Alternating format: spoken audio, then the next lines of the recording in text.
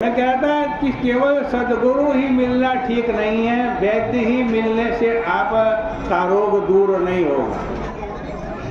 वैद्य बहुत बढ़िया मिल गया लेकिन आप उसकी बात मानते ही नहीं, उनके वचनों पर विश्वास ही नहीं करते। सदगुरु वैद्य, सदगुरु का वैद्य होना चाहिए। फिर वचन विश्वासा, उनके वचनों पे हमें विश्वास भी होना चाहिए।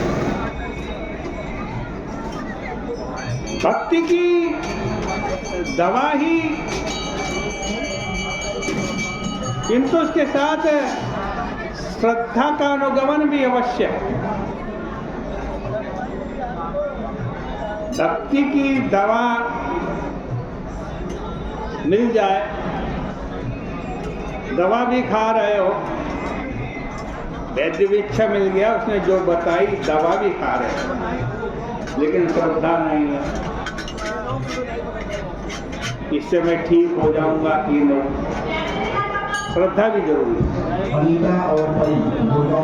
श्रद्धा का अनुपान अवश्य है और उसके पश्चात विषय के कुपथ का परित्याग भी हो। जब इतनी वस्तुएं एकत्रित होती हैं तब कहीं जाकर मन के रोग का नाश होगा।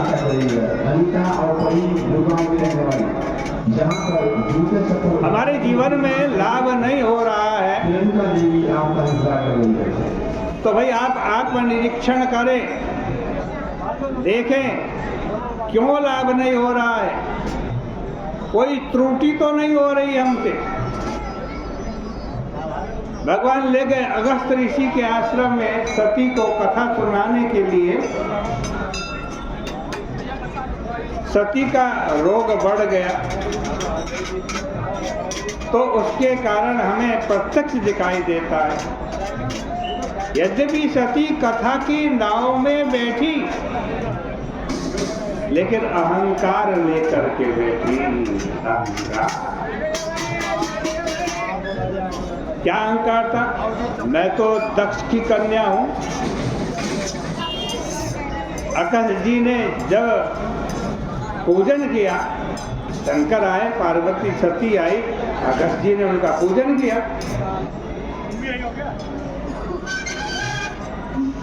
अगस्त जी ने जब पूजन किया तो यह भाव आ गया कि मैं तो इनसे ज्यादा श्रेष्ठ हूं क्योंकि ये मेरा पूजन कर रहे हैं।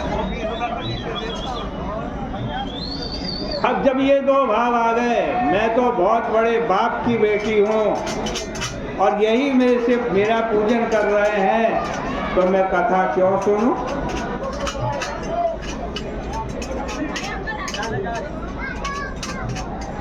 इसलिए कथा से लाभ नहीं हुआ।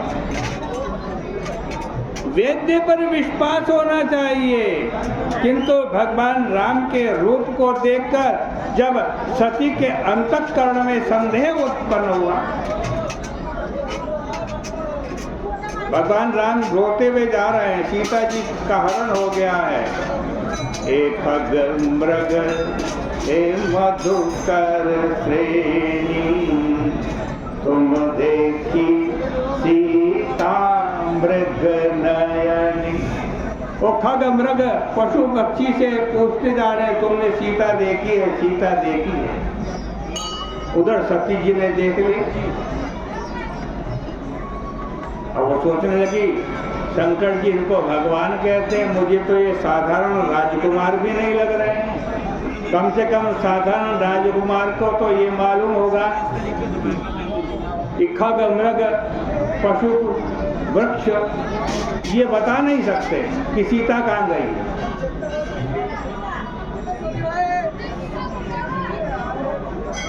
तब भगवान शंकर ने बहुत समझाया किंतु उनके वचनों पर विश्वास नहीं हुआ, इसलिए सती को दुख उठाना पड़ा। इसे दृष्टांत के रूप में हम यूँ कह सकते हैं, आप यदि विश्व के सबसे बड़े चिकित्सक के पास चले जाए, उसको अपना चिकित्सक बना ले, परंतु जब दवा करना हो तब आप अपने मन की ही दवा करें। चिकित्सक ने जो बताई वो दवा तो ना करें, तो क्या आपका रोग ठीक हो जाएगा? यही समस्या रावण के जीवन में भी है। रावण के मन में जब यह प्रश्न आया कि राम मनुष्य है या ईश्वर है, तो उसको उस समय गुरु के पास जाकर यह संशय उनके समक्ष रखना चाहिए था, क्योंकि गुरु का वर्ण ही संशय को दूर करने के लिए किया जाता है।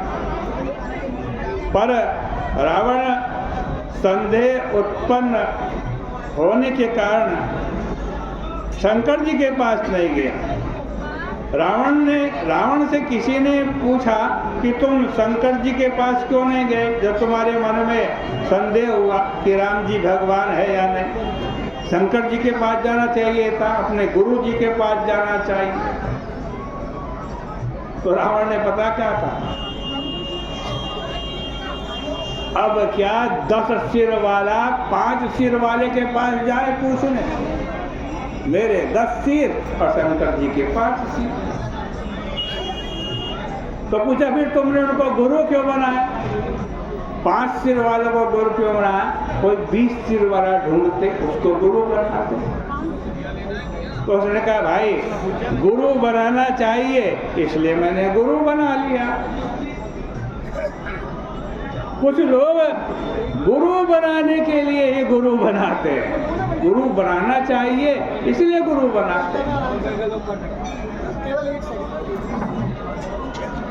कि बहुत सारी वस्तुएं मेरे पास, सब कुछ है, एक गुरु भी होना चाहिए इसलिए गुरु बना लिया।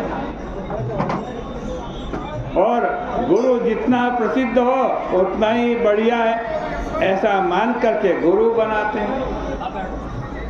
रावण ने गुरु का वर्ण किया और शंकर जी के वचनों पर विश्वास नहीं किया, गुरु की दवा का सेवन नहीं किया और उसके जीवन में निरंतर कुपथ ही कुपथ दिखाई देता है।